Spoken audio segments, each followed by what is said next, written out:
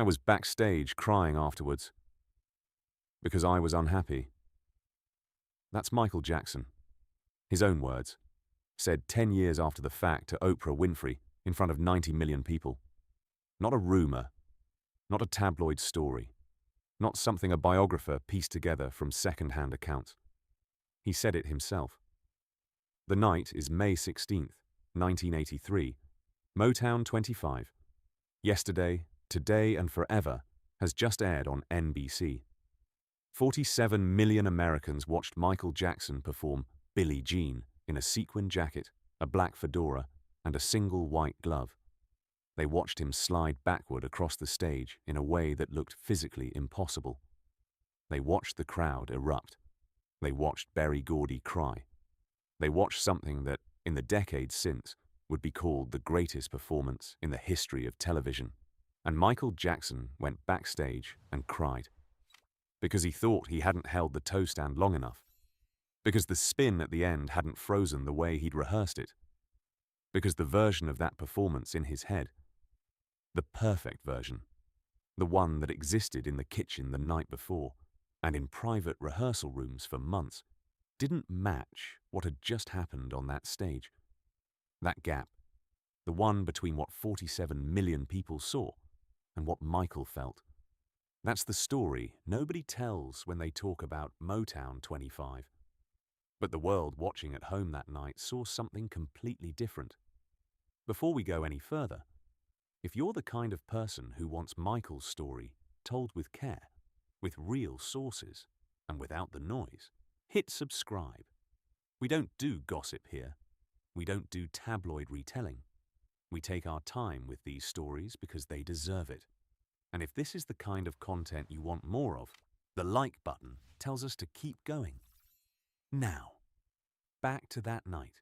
Here's what this video is actually about. It's not about the moonwalk. You already know the moonwalk. It's not about the sequined jacket, or the fedora, or the single white glove catching the spotlight. You know all of that too. Every fan knows that footage. Most people who've never even called themselves Michael Jackson fans have seen that footage. This video is about the gap between what 47 million people witnessed on May 16th, 1983, and what the man who gave them that performance felt when it was over. Because those two things were not the same. Not even close. The world watched Motown 25 and saw a legend being born in real time. Michael Jackson walked off that stage and stood in the wings, convinced he'd let everyone down. That gap didn't close overnight. It didn't close when the reviews came in. It didn't close when the phones started ringing the next morning. It took one completely unexpected voice from the most unlikely person in that building to reach Michael in a place where none of the industry people, none of the applause, and none of the standing ovations could get to. By the end of this, you'll understand why the glove was never just part of the performance. It was part of an image so powerful, so immediate, so overwhelming, that it sometimes made the man wearing it harder to see. That's what got missed on the greatest night of Michael Jackson's career. And it's been missed ever since. Let's start with what everyone remembers. Because before we crack it open, we need to sit inside it for a moment. We need to feel the weight of it, the way it lives in pop culture memory, the way it gets passed down from person to person like a story that belongs to everyone. May 16th, 1983, NBC, a 2-hour television special celebrating Motown's 25th anniversary. 47 million Americans tuned in that night. That's not a small number. That's roughly 1 in 5 people in the entire country sitting in front of their televisions at the same time, watching the same show. The bill was stacked. Marvin Gaye, Diana Ross, Stevie Wonder, Smokey Robinson, The Temptations, The Four Tops, Richard Pryor hosting. This was supposed to be a celebration of an era, a long, emotional goodbye to the sound that had defined 2 decades of American music. And then Michael Jackson walked out. He performed with his brothers first, the old Jackson 5 reunion, the medley everyone expected. Jermaine back on stage with them for the first time since 1975. The crowd loved it. It was warm, nostalgic, exactly what the night called for. And then the brothers left the stage. And Michael stayed. He reached for the black fedora. He adjusted the single white glove. The opening notes of Billie Jean hit the auditorium, a song that had been sitting at #1 on the Billboard charts for nearly 4 weeks by that point. And for the next few minutes, everything that anyone in that building thought they understood about live performance stopped being enough. Halfway through the song, during the instrumental bridge, Michael slid backward across that stage. The actual move lasted roughly 2.5 seconds. 2.5 seconds. That's how long it took to change everything. The crowd didn't just applaud. They detonated. Don Misha, the producer who'd nearly refused to let Michael perform Billie Jean at all that night, watched from the wings with his mouth open. Berry Gordy, the man who'd signed a 10-year-old Michael Jackson to Motown more than a decade earlier, was somewhere in that building completely undone. That's the version that got preserved. That's the version in the highlight reels, the documentaries, the anniversary specials, the social media clips that still rack up millions of views 40 years later. A legend. A moment. A performance so complete, it felt like it had always existed. But that version leaves something out. And what it leaves out is the only part that tells you who Michael Jackson actually was. Now let's talk about the glove. Not what it became, not the cultural icon, the auction piece, the Halloween costume, the thing a billion people can picture without even closing their eyes. Let's talk about what it was on that specific night, and why one glove, not two, was a decision that had layers most people never thought to look underneath. The glove Michael wore at Motown 25 was built by costume designer Bill Whitten. Covered in Swarovski crystals, hand-stitched, designed to catch stage light from every angle. When Michael moved, it didn't just shine, it pulled your eye.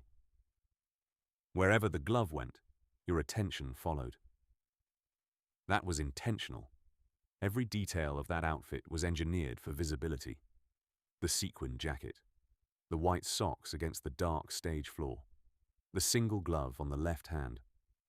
One glove, not two. When people asked Michael why only one, he had a public answer ready. I felt that one glove was cool, he said. Wearing two gloves seemed so ordinary. That's the fashion answer. Clean, quotable, confident. But there was another answer, one that didn't make it into the highlight reels. Actress Cicely Tyson, who shared a costume designer with Michael in the early 1980s, gave a CNN interview years later where she described the moment the glove was actually conceived. She said the designer told her he was making a glove for Michael. The reason wasn't style. Michael had begun developing vitiligo, the skin condition that destroys pigmentation, and it had started on his hand. According to Tyson, the glove was originally created to conceal it. When pressed on how she knew, she said simply, "I was there when he was creating it." So from the very beginning, that glove was carrying two things at once. The public saw sequins catching a spotlight, something electric, something effortlessly cool. And underneath it, something Michael was already learning to manage in private, a condition he couldn't control, wrapped in crystals, placed under the brightest lights in the world. At first, it looked like pure performance. That detail will matter later. To understand why that night meant what it did, and why Michael's private reaction to it cut so deep, you have to understand what he was walking into that building carrying. Not his whole biography, just the specific weight of that specific moment. Start here. By March 25th, 1983, the night the special was actually taped, Thriller had been out for less than 4 months. Released November 30th, 1982, and it was already doing something no album had done before. It had hit #1 on the Billboard charts in February and showed no signs of moving. Billie Jean was sitting at #1 on the Hot 100. Had been for weeks. The album was selling at a pace the music industry didn't have proper language for yet. Michael Jackson was, by any measurable standard, the most commercially dominant artist on the planet. And he almost didn't show up. That part gets left out of the story almost every time. In his own autobiography, Michael was direct about it. "I said no to the idea at first," he wrote. "I told my managers and Motown that I didn't want to go on TV. My whole attitude towards TV is fairly negative." He thought about what Berry Gordy had done for him and the Jackson 5 in the early years. He thought about the loyalty that deserved. And eventually he agreed, but only on one condition. He would perform with his brothers for the medley. And then he would get his own solo spot. And in that solo spot, he would perform Billie Jean. That was the deal. Now understand what that condition meant. Billie Jean had nothing to do with Motown. It was an epic record song. A song from a different label, a different era, a different chapter of Michael's life entirely. Asking to perform it at a Motown anniversary celebration wasn't just a scheduling preference. It was a statement. Michael wasn't there to look backward. He was there to show the industry, and everyone watching, exactly where he stood right now. But there was another layer underneath that. One that's easy to miss if you weren't paying attention to what was happening to Michael's music that year outside of the charts. The Billie Jean music video, one of the most innovative videos ever made, had been blocked from MTV rotation. MTV, in early 1983, was programming almost exclusively white rock artists. A black pop artist making the most commercially successful album in recent memory couldn't get his video on the network. The Jackson estate would later put it plainly. It was cultural apartheid. It took CBS Records president Walter Yetnikoff threatening to pull every single CBS artist from the network to force MTV's hand. The video finally made it into heavy rotation in the final week of March 1983, right around the time Motown 25 was being taped. So when Michael Jackson insisted on performing Billie Jean that night, it wasn't just artistic preference. It was a man who'd spent months watching a barrier get held against him, finally getting a national television stage to make the barrier irrelevant. 47 million people were going to watch him perform that song whether MTV wanted it played or not. And there was one more thing. One detail that almost nobody knows. Michael didn't just almost skip the show. He almost kept the Billie Jean performance off the broadcast entirely. During rehearsals, executive producer Suzanne de Passe received a letter, delivered by messenger, from Michael. It said the taping of Billie Jean was forbidden. He wanted to do it for the people in the theatre, but he didn't want it on television. De Passe went to Michael directly and made him a deal. They'd tape it. He'd come to the editing room, and if he didn't like it, they wouldn't use it. Think about that for a second. The performance that changed pop music history, the Moonwalk seen by 47 million people, the 6 seconds that rewrote the cultural record. It almost never made it to air, because Michael Jackson wasn't sure he wanted the world to see it. That's not the story of a man who was certain of his place. That's the story of a man who was still deciding whether he trusted the moment he was standing in. And once that pressure gets into that building on that stage, it doesn't just sit quietly in the wings. It goes with him. Now here's the thing about Michael Jackson that the Motown 25 highlight reel will never show you. The perfectionism that made him cry backstage that night didn't arrive in 1983. It wasn't born under the stage lights of the Pasadena Civic Auditorium.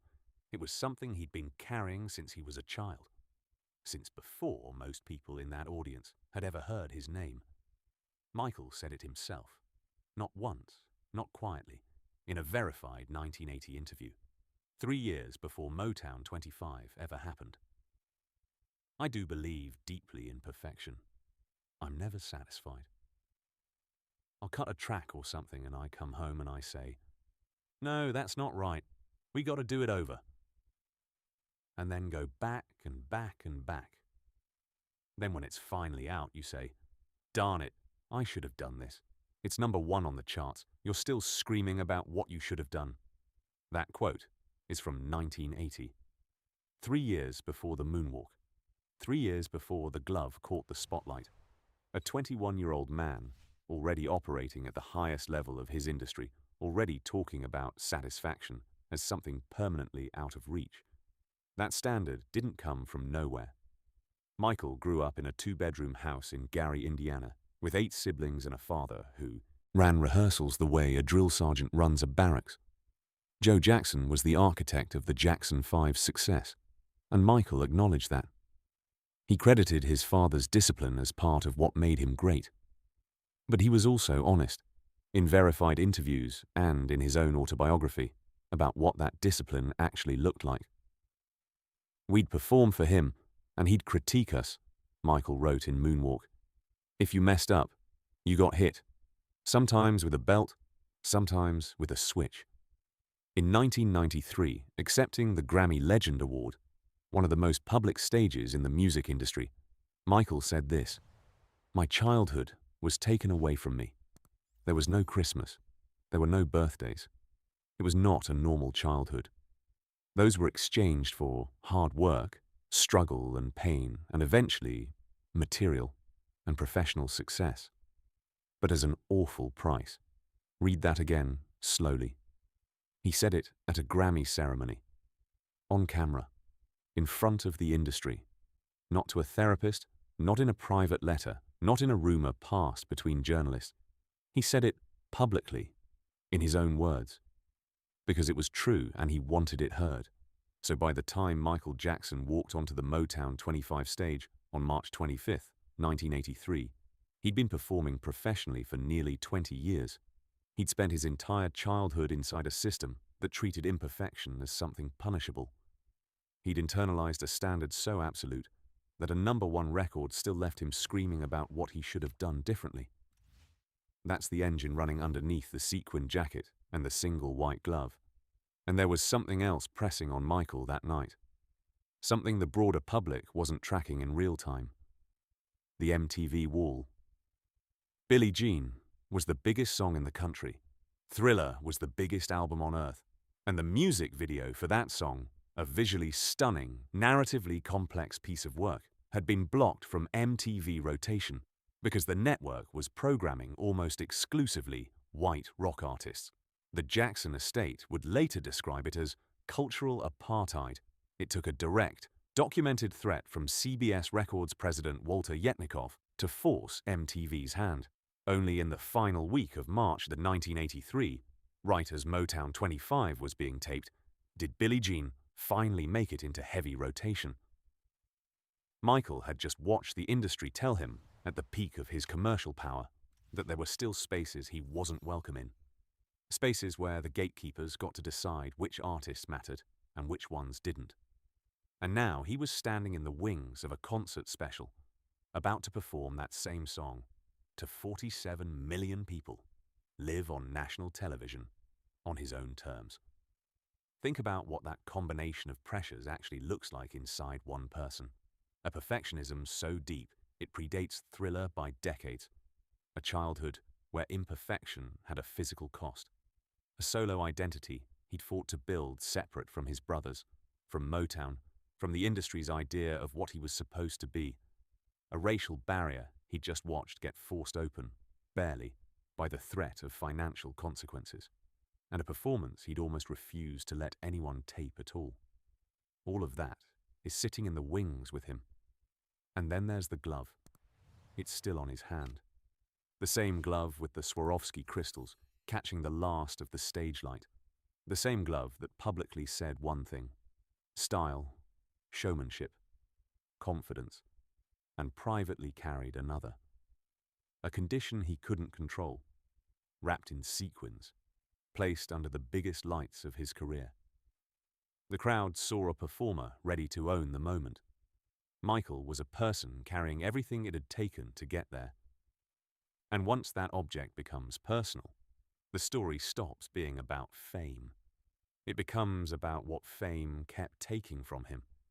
It's easy to forget all of that when you watch the footage, because the footage is so clean. The jacket catches the light exactly right. The glove moves exactly the way you'd want it to move. The fedora tip looks like it was always going to happen that way. The moonwalk looks like something that was always going to exist, like it was just waiting for the right stage to appear on. But none of it was inevitable. Every piece of it came from a person who had been performing since childhood, who had been taught that imperfection carried a cost, who had just watched a racial barrier get forced open weeks before this night, and who almost didn't let any of it be filmed at all. The magic was real, but so was everything underneath it. That's the part the highlight reels always skip. Let's go back inside the performance itself, because this is where the contradiction lives. The opening notes of Billie Jean hit the auditorium, and the crowd, which was already warm from the Jackson 5 reunion, went somewhere else entirely. The familiar bass line, tense, precise, almost ominous, filled the Pasadena Civic Auditorium, and every person in that building went still before they went loud. Michael stepped forward. Black sequined jacket, white socks catching the light against the dark stage floor. Fedora tipped low, the single white glove already drawing every eye in the room. He didn't rush it. He let the music breathe first. Tilted the hat. Struck a pose. Moved like the song was pulling him, rather than the other way around. And then he went into it. Every gesture precise. Every step deliberate. The kind of physical performance that makes an audience forget they're watching a human body and start believing in something else entirely. His brothers were watching from the wings. Michael wrote about it himself in Moonwalk. They were crowding the stage side with their mouths open. His parents and sisters were out in the audience. The building was fully alive. And then came the bridge. He spun, landed on his toes, and for a few seconds, barely 2.5 seconds by documented account, he glided backward across that stage while his feet appeared to move forward. The audience detonated. Not politely. Not with the warmth of a nostalgic crowd enjoying a reunion show. They detonated the way people do when they've just seen something they don't have words for yet. New York Times music critic called the routine astonishing. That word appeared in print the next day. And Michael, in his own words, from his own autobiography, I just remember opening my eyes at the end of the thing and seeing this sea of people standing up, applauding. And I felt so many conflicting emotions. I knew I had done my best and felt good. So good. But at the same time, I felt disappointed in myself.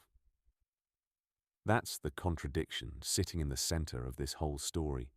A sea of people standing up. An auditorium that had just witnessed something it couldn't fully process. Michael Jackson, the most disciplined performer of his generation, knowing he'd done his best, and still feeling disappointed. But here's the detail that makes it even sharper. Jeffrey Daniel, one of the dancers who had taught Michael the backslide technique years earlier, who had watched the move be built from the ground up, was there that night. And after the performance, according to his own recollection published in Time magazine after Michael's death, he and Michael spoke. Michael asked him, "How was it?" Daniel told him he should have done it sooner. Asked why he'd waited so long to debut it publicly. Michael's answer was simple. Well, it still didn't come out right. Think about what that exchange is. The man who taught Michael the foundation of the moonwalk, who had been working with him since 1980, watched the Motown 25 performance and saw something that blew him away. Michael watched the same performance from the inside and found the thing that didn't work. That's not modesty. That's not performing humility for an audience. That's a private conversation between two people who shared the technical language of the move. And Michael's verdict, delivered quietly to the one person who might actually understand the internal standard, was that it still hadn't come out right. The audience saw 47 million people's worth of triumph. Michael saw the toe stand that didn't hold long enough. Both of those things were true at the same time, in the same body, on the same night. And that's the gap that nobody talks about when they talk about Motown 25. It's not a footnote. It's not an endearing piece of trivia about how perfectionists are never satisfied. It's the window into something real about who Michael Jackson actually was. A person whose internal standard existed at a level entirely separate from external validation. A level where 47 million people standing and screaming, and a New York Times critic reaching for the word astonishing, still wasn't enough to close the distance between what he'd planned and what he'd delivered. The glove was still on his hand when he walked into the wings. The same glove the audience was going to talk about for the next 4 decades. The same glove that had just been part of the most-watched solo pop performance in television history. And it was sitting on the hand of a man who'd already moved on to what he should have done differently. But the night still wasn't over. And what happened next? In a corridor, walking toward a car, with the most unexpected voice in that entire building, is the part that finally reached him. The performance is over. The auditorium is still buzzing. Industry people are moving through the corridors. Producers, musicians, family members, handlers, journalists. The machine that surrounds a night like this. The one that moves fast and talks loud and already knows what the next morning's conversation is going to look like. All of it is in motion. And Michael Jackson is somewhere in the middle of it, still in the sequined jacket, glove still on his hand, carrying the private verdict he'd already delivered to himself. He'd talked to Jeffrey Daniel, gotten the reaction from the man who'd helped him build the move. Still not satisfied. He was making his way toward the car, and then a boy walked up to him. Michael told this story twice in his own verified words, once in his 1988 autobiography Moonwalk, and once in his 1993 live interview with Oprah Winfrey. The details differ slightly between the two tellings, the way any honest memory shifts a little over time. In Moonwalk, Michael described the boy as about 10 years old, wearing a tuxedo, approaching him backstage. In the Oprah interview, he placed the encounter walking toward the car, the boy about 12. Both times, Michael told the story himself. Both times, the emotional core was identical. The boy looked up at him and said, "Man, whoever taught you to dance like that?" That's it. That's the whole sentence. No industry context, no technical vocabulary, no awareness of what the performance had meant commercially or culturally or historically. Just a kid in a tuxedo, standing in front of Michael Jackson with stars in his eyes, asking the most honest question in that entire building. Michael laughed, said, "Practice, I guess," and then wrote about what happened next in his own words. I said to myself, I must have done really well, because children are honest. When that kid said what he did, I really felt that I had done a good job. I was so moved by the whole experience that I went right home and wrote down everything which had happened that night. Read that carefully. He went home and wrote it down. That same night. Not because the standing ovation had moved him, not because the industry reaction had moved him, because a 10-year-old boy in a tuxedo had looked up at him with no agenda, no career calculation, no awareness of what the correct response to a Michael Jackson performance was supposed to be, and had simply said what he felt. And that was enough. Now think about what that tells you. Michael Jackson had just given the most watched solo performance in the history of American television. 47 million people. His brothers, with their mouths open in the wings. Berry Gordy, undone somewhere in the building. A New York Times critic reaching for the word astonishing. The biggest cultural moment of 1983 happening in real time around him. None of that closed the gap. A child did. Not because children are magical, but because children don't perform their reactions. They don't calculate what they're supposed to say. They don't weigh the career implications of their response or filter their feelings through the lens of what's professionally appropriate. A child standing in front of Michael Jackson after Motown 25 had exactly one thing available to him: the truth of what he'd just seen. And what he'd just seen had made him stop where he stood, with stars in his eyes. That was the only feedback Michael trusted enough to let in that night. That's the turn in this story. Not the moonwalk, not the standing ovation, not the phones ringing across the industry the next morning. The turn is a boy in a tuxedo, and the fact that his honest reaction was the one thing powerful enough to reach a man whose internal standard had withstood everything else that night. Now look at the glove again. It's still on Michael's hand as he makes his way to that car. The same glove that had been under the stage lights. The same glove the audience was already describing to each other in living rooms across America. The same glove that had been part of the most watched moment of the year. But in this corridor, in this parking lot, walking toward a car after the greatest night of his career, the glove isn't a symbol of triumph. It's sitting on the hand of a man who'd been crying an hour ago. A man who'd needed a child's unfiltered reaction to tell him that what he'd built in private had actually landed in public. The glove stopped being about the performance in that moment. It became something else. Evidence of a gap that Michael lived inside every single day. The gap between what the world saw when they looked at him, spectacle, perfection, legend, and what he felt when he assessed himself. The boy didn't know about that gap. The boy had never heard of it. The boy just said what he saw. And Michael Jackson went home and wrote it all down. That's not the story of a triumphant performer celebrating his greatest night.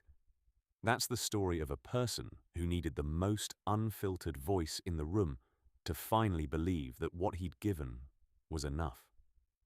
And once that meaning changes, the old version of the story begins to fall apart. While Michael Jackson was walking to his car, processing a private verdict that nobody in the industry would ever understand, the machine that exists around these moments was already building something else entirely. It moved fast. It moved the way the culture moves when it touches something that hasn't existed before and suddenly has to find language for it.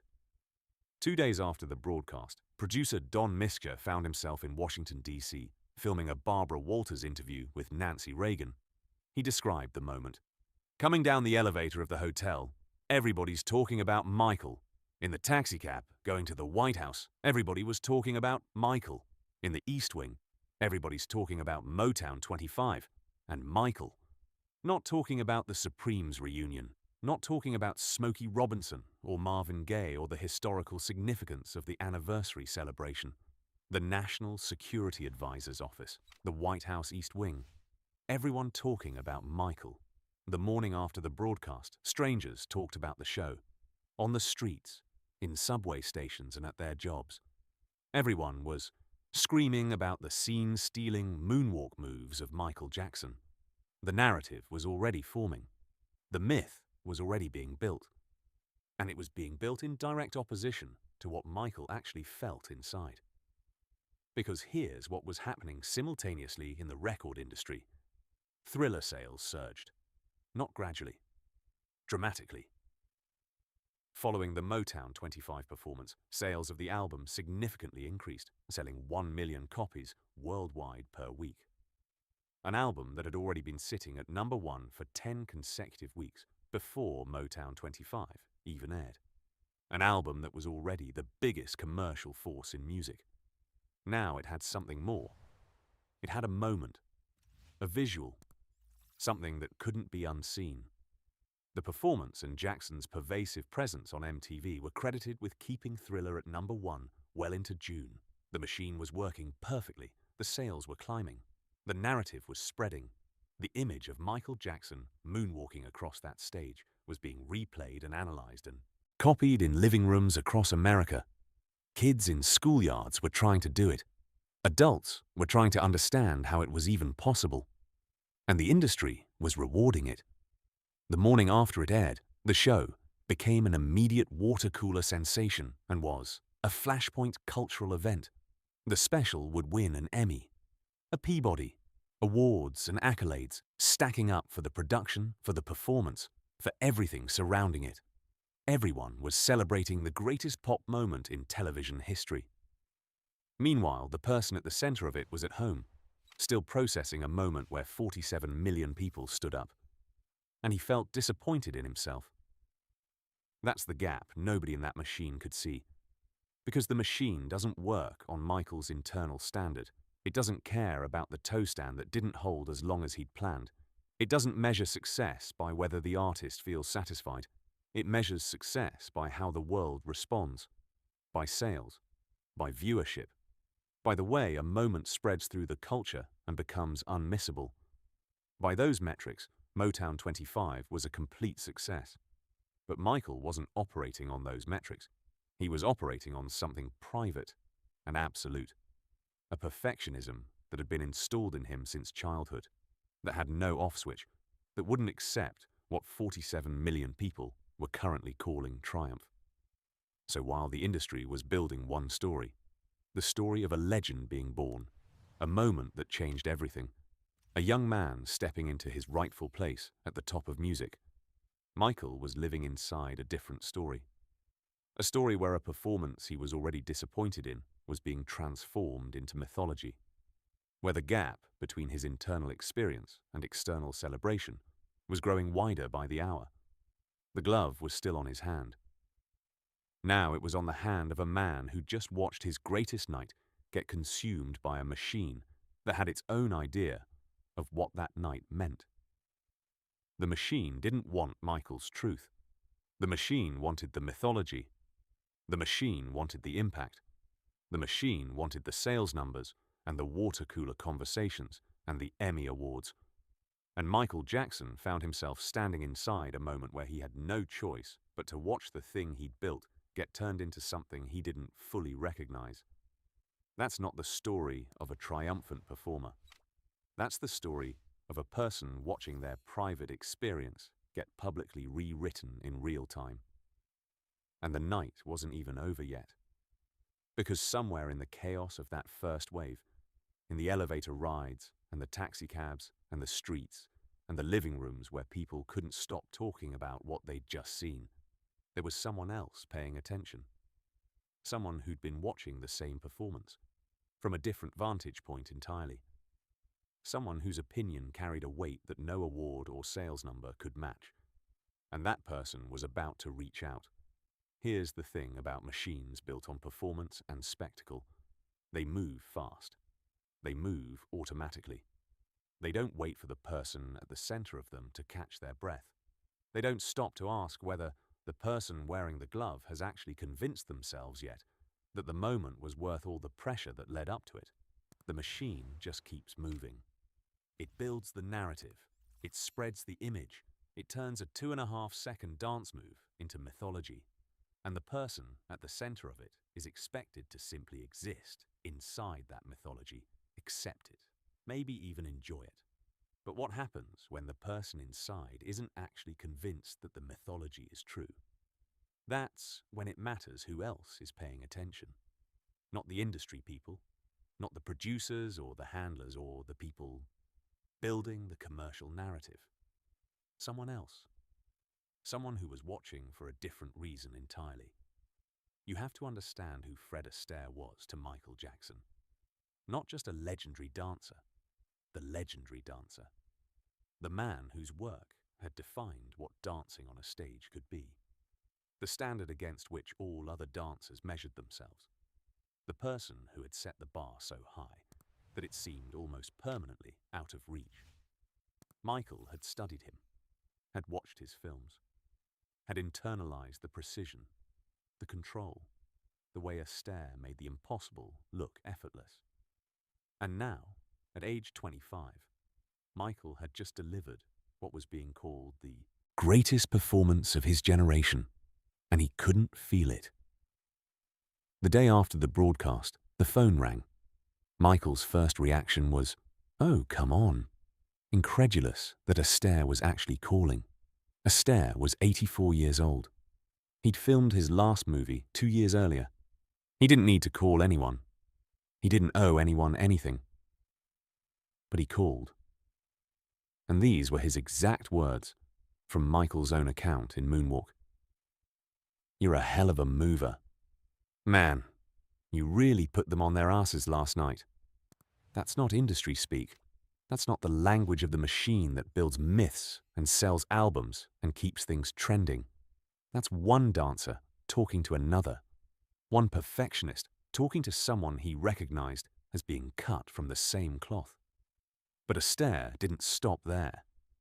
He said, "You're an angry dancer. I'm the same way.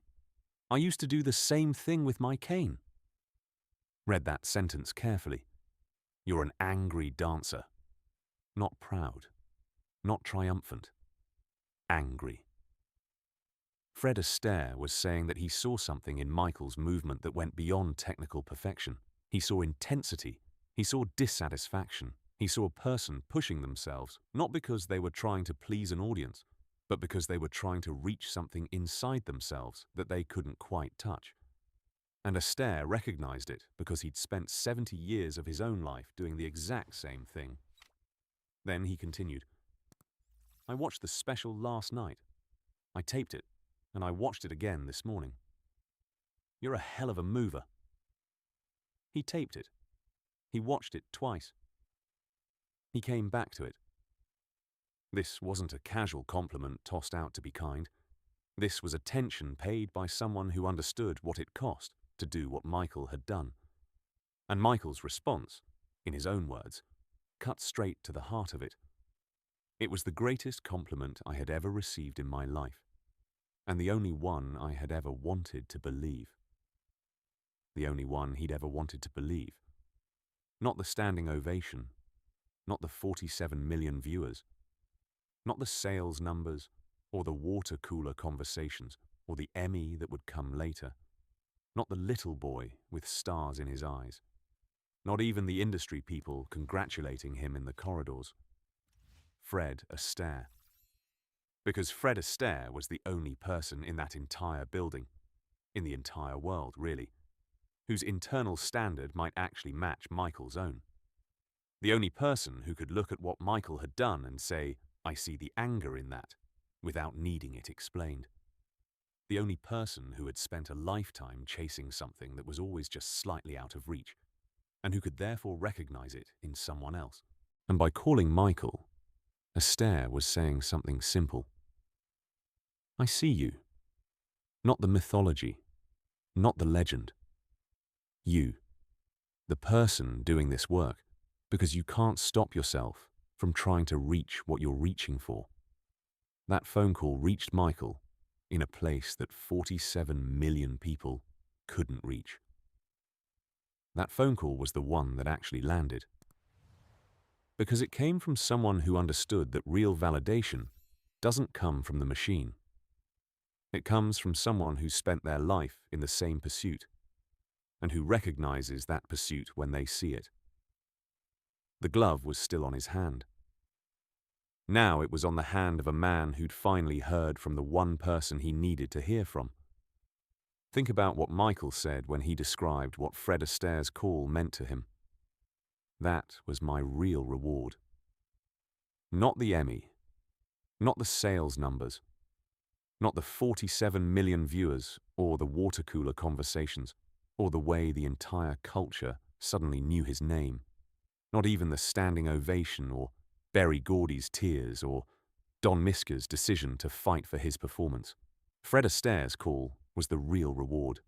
There's a precision in that statement that's almost heartbreaking, because it means that everything else, everything the machine had been celebrating and amplifying and turning into mythology, wasn't the thing that actually mattered to Michael. None of it registered as real validation until someone came along who could understand what he'd actually done. Fred Astaire was widely regarded as the greatest popular music dancer of all time and was known for his tireless perfectionism.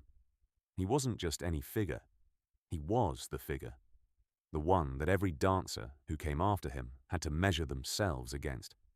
The standard by which perfection itself was defined. And he had spent 76 years of his life chasing something that was always just slightly out of reach. So when Astaire called Michael and said, "You're an angry dancer." He wasn't offering surface-level praise. He was offering recognition.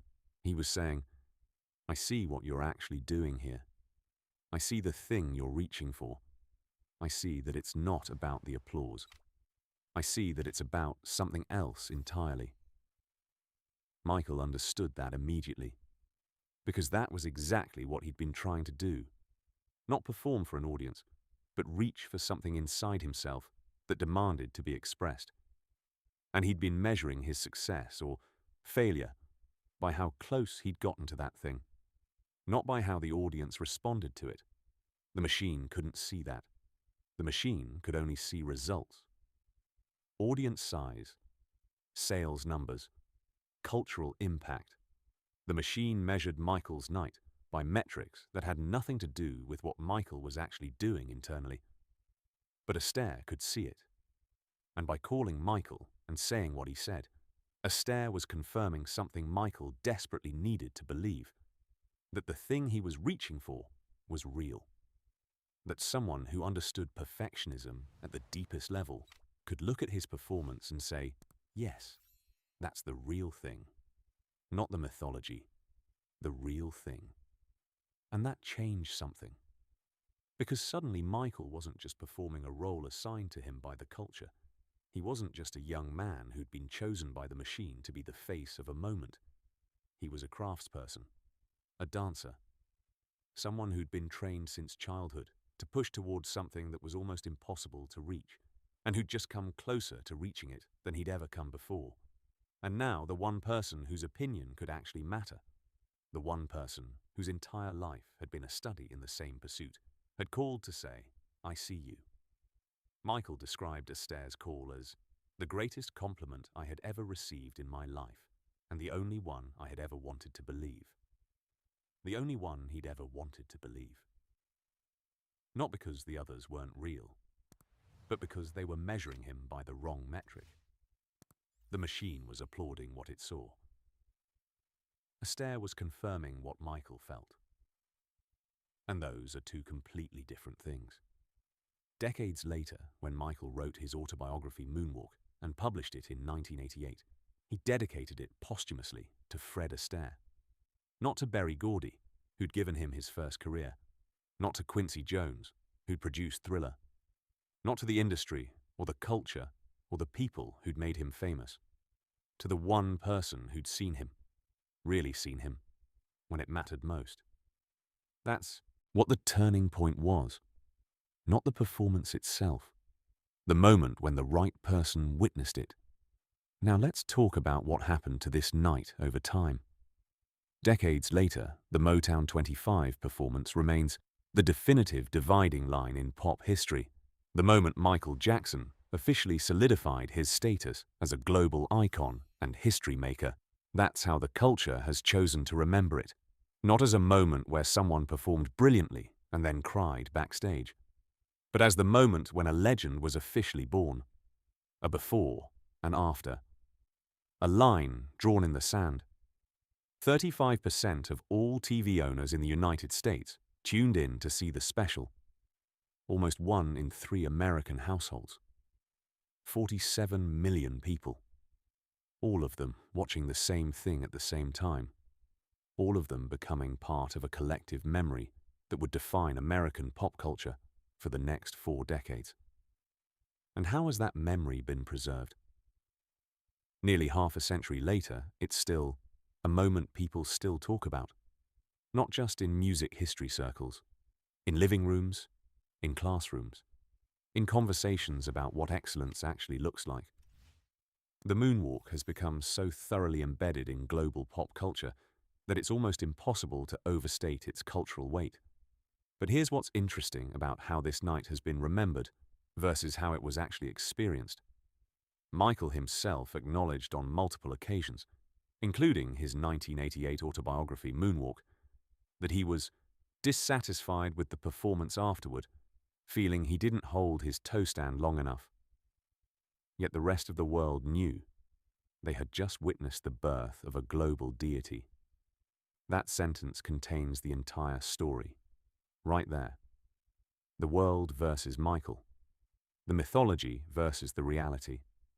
The thing that actually happened versus the thing that people believe happened. For 40 years, the dominant narrative has been the mythology, the legendary performance, the moment that changed everything, the night when Michael Jackson's became immortal. Every article, every retrospective, every time someone watches the footage, they're experiencing a story that's been crystallized into cultural memory. A story where everything that happened was perfect, inevitable, and right. But the person who actually lived through that night, he was crying backstage. He needed a child's unfiltered honesty to feel okay about it. He needed Fred Astaire to validate it. And all of that interior experience has remained largely separate from the public mythology. Yes, people know the story now. Yes, it's been quoted and discussed and analyzed in retrospectives and documentaries. But it's remained a footnote to the mythology rather than central to it. The glove has become a museum piece, auctioned for hundreds of thousands of dollars, displayed in exhibitions, treated as a holy relic of pop culture. But how many people who see that glove know the full story of what it was carrying? How many know that Michael was still learning to believe in what he'd done? That's not a criticism of how the story has been remembered. It's just an observation about the gap. The culture mythologizes moments. That's what cultures do.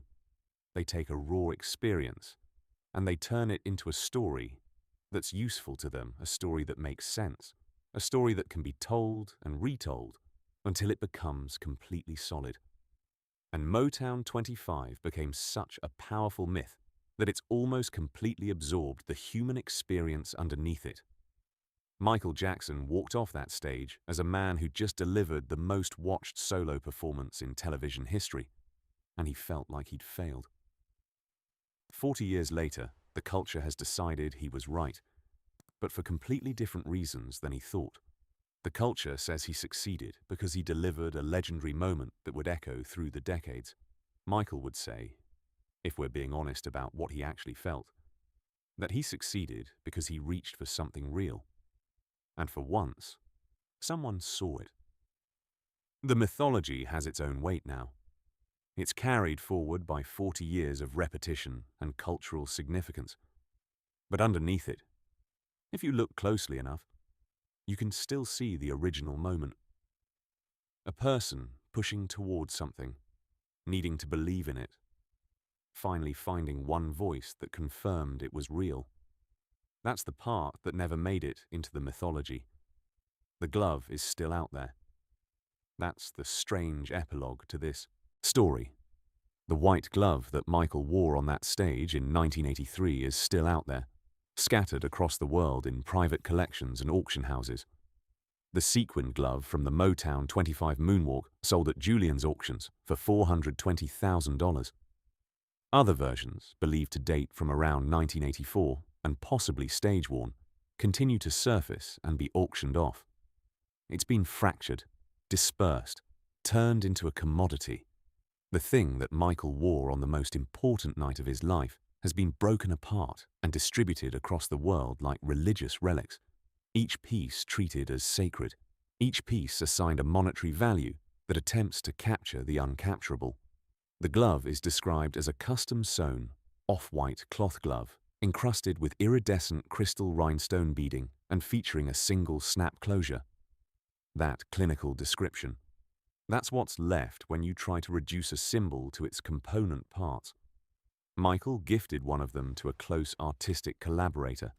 It made its way to a collector, then to an auction house, then to whoever had enough money to own it.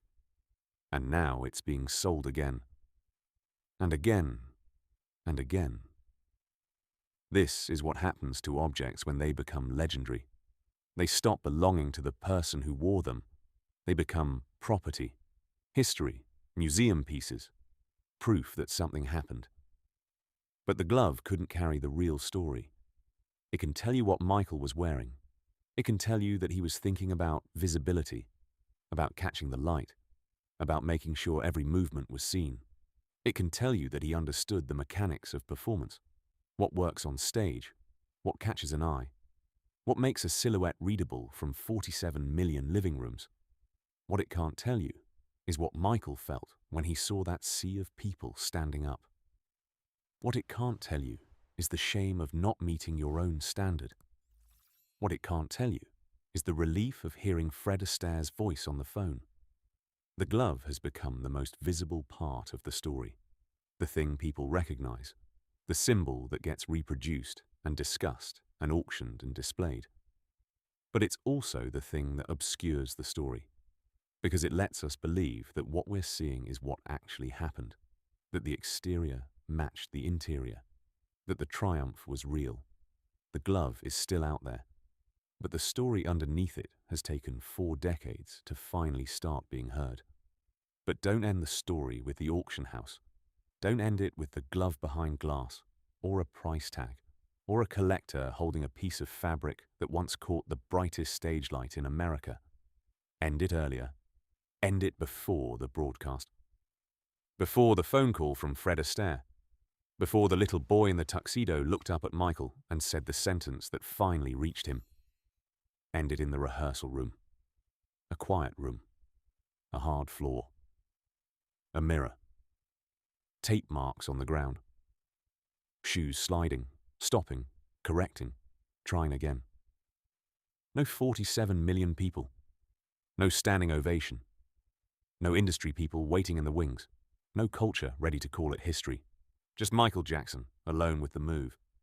That's where the moonwalk really came from. Not from myth, not from magic, not from some effortless flash of genius that appeared under the lights at Motown 25. It came from repetition, from discipline, from a young man studying the dancers he admired, taking pieces of movement, sharpening them, changing them, and pushing them until the move looked like it belonged to another world. That's the part people forget. The performance looked effortless because the effort had been hidden. The glove looked magical because the pain and privacy underneath it had been covered in crystals.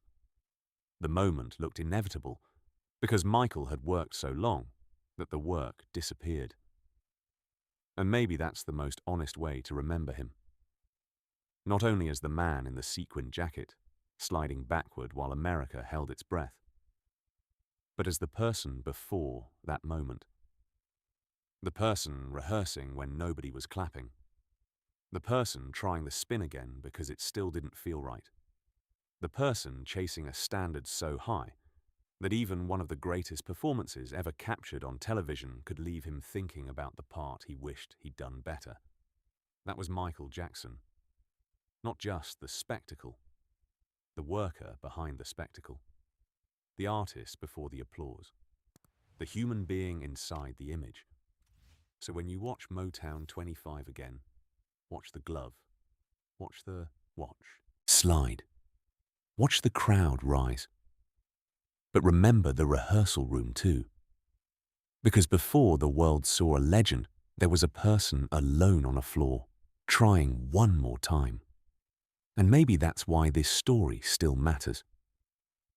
Because Michael Jackson's greatest moments were never just about what the world saw. They were about what it cost him to make the world feel that way. Motown 25 gave people the moonwalk. It gave them the glove, the fedora, the spin, the slide, the image that never really left American culture. But behind that image was a man who walked off stage and cried because he thought he hadn't done enough. That's the Michael we try to remember here. Not the argument, not the noise, not the headlines people still throw at each other. The person, the artist, the worker, the man inside the light. If you want Michael's story told with care and not noise, you're welcome to stay. And if there's one Michael Jackson performance you've never forgotten, not just the biggest one, not just the most famous one, but the one that stayed with you, write it below. Not for argument, for memory. Because there are still nights in Michael's life that people talk about without fully understanding what was happening behind them. And the next one deserves the same care. We'll take our time with that one too.